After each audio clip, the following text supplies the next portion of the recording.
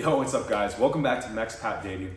On this video, I'm gonna be sharing with you a recent dating experience I had where I ignored a bit of the red flags because I wanted to get laid. And really this video is gonna inform you on some things to look out for when you're dating that are probably gonna cause some extra stress to your life that you don't want. So I met this girl at an international night where it's a bunch of people come together to learn the practice language and stuff. Obviously it's just for, meeting other guys or girls or whatever. But anyway, her friend introduced me to her as a dating consultant. So I got to get that out of the way right away. She knew what I was doing and I didn't have to put on a front or anything. So I get introduced to her and instantly I start running my lines because she's like, oh, you're a dating consultant. I'm like, yeah, what's your name? And did all the lines. So she's like, wow, it's actually working. So I was like, sweet, we have a good connection, we have a good vibe. Got her number, set the first date. We had the first date and it was actually one of the better first dates I'd ever had. So that's where I was like, I got kind of hooked, right? We had a really good vibe, really good connection. She asked a lot of good questions, was very sweet, very feminine. We got some food, and I really enjoyed the date. So I'm like, sweet, like this is a girl that instantly I can see myself seeing for a long time, right?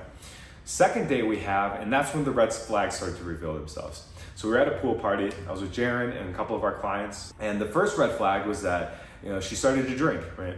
And if you guys don't know, I don't drink. I do not do substances or anything like that. I have a separate YouTube channel called Sobriety University where I talk about getting sober. And so a girl who drinks is a bit of a red flag for me. If they can drink a little and it's not a problem, that's okay. But she got drunk and I was like, okay, like my heart sunk a little bit because I was like, oh, I thought this girl was like, super healthy, super clean or whatever. And it turns out she even said, she's like, I'm a party girl. So that was a big red flag that she said that. Like, it told me that she really likes attention, that she isn't, cognizant of her health and the effects of alcohol that it has on people. So instantly I was like, a little disappointed there. Also, so one of the big ones here was that she's an only child as well. And there's a really good book called the Birth Order book that talks about, depending on where a person is in their hierarchy of their siblings, that really can dictate who they're best compatible with in relationships. So a firstborn is usually more independent. They're used to kind of leading the family a bit in terms of their siblings. A thirdborn is more in the lines of, okay, they're a bit more submissive because they've been told what to do most of their life. Maybe they were bossed around a little bit by their siblings. So a firstborn and a thirdborn do great together. Firstborn and secondborn do pretty well together too, and a second and thirdborn do well together. My dad's a thirdborn, my mom's a secondborn, so they have a good connection there. What the book talks about as well, that if a sibling is over 5 years younger than you, then technically they are considered a firstborn because they still have a little bit of independence in them. There's usually a strong enough age gap where you're independent if you're the firstborn at that point, so they can kind of do their own thing. My brother's 8 years younger than me, and he's definitely he has firstborn tendencies. So now firstborns and firstborns often don't get well together either because they're both independent. They both want to lead, and they can kind of butt heads after a while. An only child is like an extreme firstborn. So she was an only child, which meant she didn't have strong role models growing up in terms of siblings, and she was a bit of a brat. She didn't know how to share, and she said that multiple times. So the second red flag here was we were out to dinner after our second date. We went to this Mexican place, and I ordered food for us, and she went, oh, I don't want to share that with you. I was like, what? I'd never heard that before. It sounded like maybe like what a 3-year-old would say, like, I don't want to share that with you. She's like, yeah, I don't like to share. I'm like, I'm buying this food for you, right? I didn't say that, but I just kind of went like, okay, take a mental note. So the fact that she isn't generous, that is a big red flag. And that's something that, you want a girl that is going to be a generous, kind person, right? Maybe they're not sharing their money with you because you're providing, and so you don't need to worry about that. But you want them to be taking time to do acts of service, right? You want a generous person in your life, especially if you're thinking about a long-term relationship, which is what I know a lot of you guys are. You don't want a selfish person in your life that's going to just drain your resources and your energy and then not be appreciative of it. Like, that's terrible. And that was a huge turnoff in that moment. And I was like, man, you you went from being a potential person I would see long term to a party girl and a rude, unkind person. So I still wanted to get laid, guys, so I'm not gonna lie to you. I stuck it out and we went back to my place. We were making out and stuff. I was escalating and she was pulling back. So in that moment, I kind of realized, okay, so she's not wanting to hook up right away. Again, she was my type physically, so I'm like, I'm gonna stick it out. I'm gonna see what happens here? And one of the reasons I did this is because I never had this happen before. I'd never been around a person like this. So I was very curious to see what the outcome was gonna be like. Again, dating is an experiment. So if you're finding these things and you're letting them slide a bit, don't beat yourself up. It's not the end of the world, because I'm sure everyone who's been on a date that, it's not maybe the best connection, or there's some things that come up that feel a little weird, but we're guys, we wanna hook up. And on the other hand, we also wanna kind of just feel out and see what the outcome's gonna be, right? So second date goes through and I'm like, all right, she doesn't wanna hook up right away. We were making out and stuff, but no physical intimacy beyond that. I'm like, all right, we'll play it out a little bit, see what happens. And date 3 comes around, and we had a date here at the mall. So she was at a movie, it was like a Wednesday, and we're gonna meet in the evening. And it was raining that day, so I was like, hey, look, why don't you just come back to my place? We'll hang out, watch a movie or whatever. And she goes, oh, I think I'm just gonna be better off if I go home. And I was like, what do you mean? We had a time scheduled. And she's like, yeah, I'm just comfortable that you invited me right to your place. So this was another kind of weird sign, because it was our 3rd date. Usually my rule of thumb, and what we kind of teach guys as well, is that on the 2nd date, like, intimacy should be starting to happen, right? And the fact that it was about to be 3rd date and she was uncomfortable coming to my place after she's already been to my place before, I was like, okay, like, this is kind of weird. So I left her on red, which is a good sign if she's being difficult to rubber, to start learning how to leave girls on red. Left her on red, and a half hour later, she's like, oh, sorry, I misunderstood. I think I misunderstood your text. I can be there in half an hour if you still want to meet up.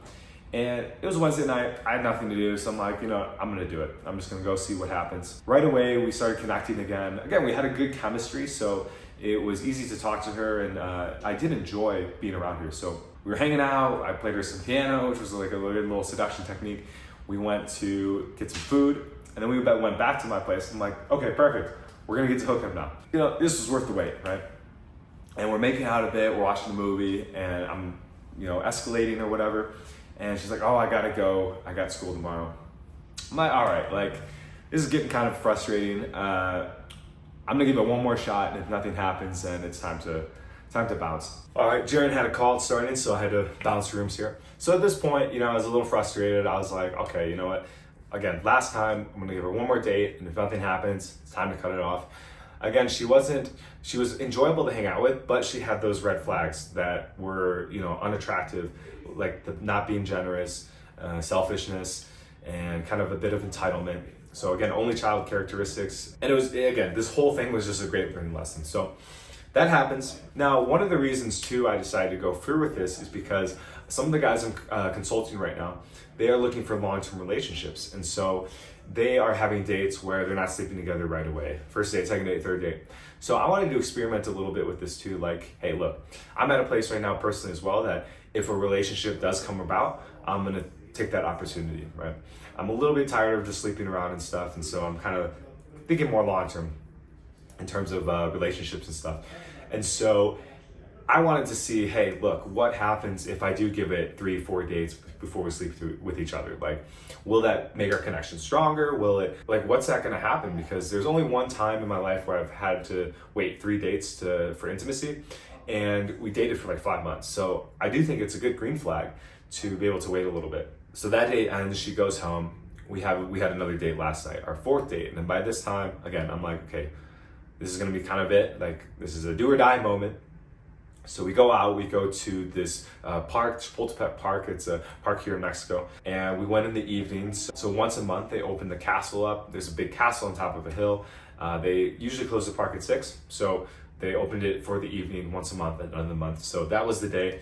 We went. It was a really good time. Like, it was beautiful. There was, the sun was setting. There was some intimacy with us. We were holding hands. We were making out. I'm like, okay, great. This is perfect. We're gonna go home and we're gonna seal the deal. Awesome. One red flag before that was that I did show up a little bit late. I had a DD cancel, which is like Uber. I had asked her, hey, when are you gonna be there? She's like, I'm gonna be there in 20 minutes. I'm like, all right, get my DD now. It got canceled. And she had to wait there for a little bit, for about half hour. And she was very mad. And she was like, I can't believe you did that, blah, blah, blah. I don't like to be late. I usually like to be early for my dates. And this time it just didn't turn out to be like that. But instead of understanding, she was very frustrated about it. And it was almost like, just a bit over dramatic about it. So I was like, okay, just just stick this one out, Joel. Like, go for the lay. You know, you've put a bunch of time into this at this point. You might as well just see it through. And I just laughed her off or whatever, which is a good sign too. Like a lot of guys will get butthurt about it, and they'll like, no, like blah blah blah, blah. You know, they'll try to argue with her. And I just kind of treated her like a little brat, like a little kid, right? And I was like, you're such a baby, right? So I just teased her about it. Very quickly, she warmed up again, and again, we were kissing before, you know, I knew it. We do that, and then we go back to my place, we make some food, and I'm like, okay, at this point, we're gonna have some fun. So we're making out, I'm escalating, she's pulling back, escalating, pulling back, which is okay. You know, if that happens, sometimes one of my best sexual experiences has been where I had to escalate back and forth for about an hour. It took a long time, but the sex was amazing after, because I think there was that waiting period. So anyway, that happens, and finally, I'm just like, hey, look, like, I like hanging out with you, I think you're cool, but if we're not gonna be intimate in any way, I don't see this going any further. And she goes, oh, well, now with guys, I have a 3-month rule. And I'm just like, all right, time to go. I literally grabbed her bag, I walked her out. I didn't even walk her downstairs. I usually walk the girls downstairs. I'm like, hey, do you got a ride? She's like, yes. I closed the door, and that's it. I unfollowed her on Instagram, no more. A 3-month rule, guys, that's insane.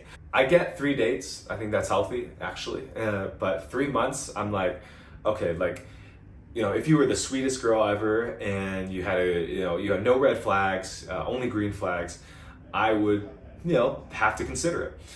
But she was rude, she was selfish, she was a party girl, she was the only child. For me to be like, yeah, I'm gonna continue taking you out, continue spending money on food for us and events and experiences, to wait 3 months just to sleep with you, right?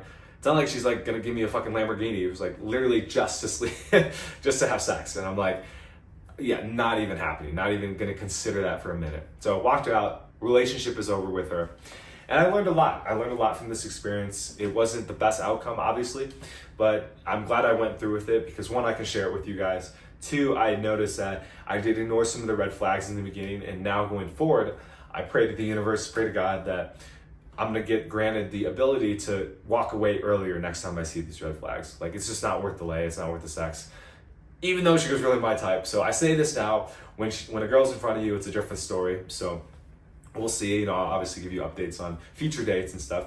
But this was a rare one, right? This is a girl that was kind of what you consider to be she had very strong, almost American vibes, that independent spirit, which, you know, independent girls can be great if they are also balanced with the strong femininity, generosity, self-awareness, knowing who they are, knowing how to have relationships with other people, whether it be romantic or platonic. So the last red flag that I didn't share with you guys yet, that was a huge red flag, and I found this out yesterday, so on our 4th date, was that her dad was unavailable when she was younger. Her dad left her at 7 years old because of drugs and alcohol. And so she didn't have a strong male role model growing up. And this is probably why she behaves the way she did. So I did empathize with her a bit. And I do have compassion that, you know, she didn't get to experience that when she was younger. That must have been very difficult. And it's obviously causing difficulties in her life today. She doesn't know what it's like to hang out with a masculine, busy guy. I don't have time to talk to her all day. And I actually had to set that boundary, you know, after about our 2nd date, because she likes to text a lot. So I had to start, you know, backing off a little bit because I don't have time to text her all day. She didn't have that experience or that role model growing up. So, you know, that was a huge red flag as well. So ideally the best girls are girls that have come from whole families, families without divorce, families without relationships that have ended dramatically and stuff. So anyway, guys, that's a dating fail I've had recently. It was a fail in the sense that I didn't get my desired outcome, but I did learn a lot, and I get to share that with you right now. We are guys at the end of the day, so at the end of the day, I do want estoy caliente, which means I'm horny in Spanish. Now, it doesn't mean I'm hot, it means I'm horny. So you don't want to say that one out loud if you guys come to Mexico, but it's a good just lesson and life lesson, and you know, that's what I love about dating. Like, I'm still in no way I'd have regret about it, because I wouldn't have gotten to experience this at all and learn this lesson had I not gone through it and gotten out there, been doing approaches and stuff. And so if you're out there and you're struggling and you're having a rough time with dating right now, just know that you're one of the few men that are going through this. They say like 1% of men do this. No, it's got to be like 0.0001%, maybe. It's a skill, it takes time. A lot of guys give up or they settle, right? And we don't teach guys to settle, we teach them to learn this skill so they can choose the best girl for them, right? And the fact that I'm going through this and learning this skill meant that that girl, maybe in the past I would have pushed through that 3 months because I was desperate and I didn't have any other options. Now I'm like, no, like there's no way I'm gonna even entertain this because I have other girls I'm seeing.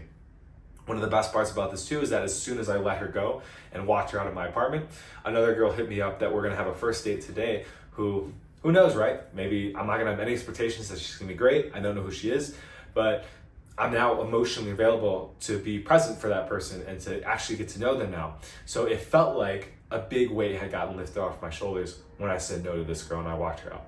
I'm like, okay, I'm free. I'm free to approach other women and to kind of have my bandwidth available to seek other options. So something that you'll learn through your dating experience is one of the coolest parts about dating. It can feel like one of the hardest in the moment, but immediately you'll see where this becomes a huge relief, is that when you're seeing a handful of girls and you say goodbye and all of a sudden you realize, oh, like I get to have another round, right?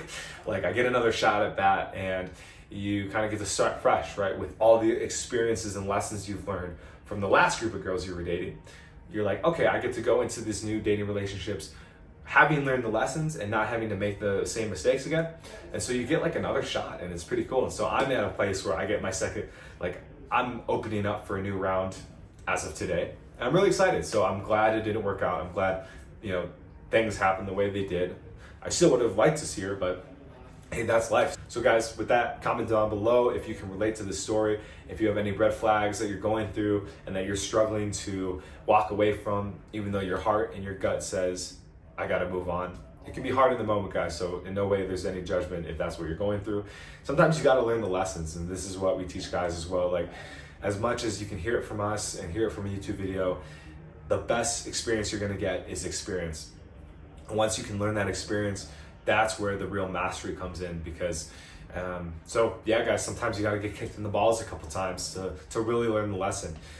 So if you're going through that right now, no matter what happens, you're gonna be okay, and you're gonna get another round.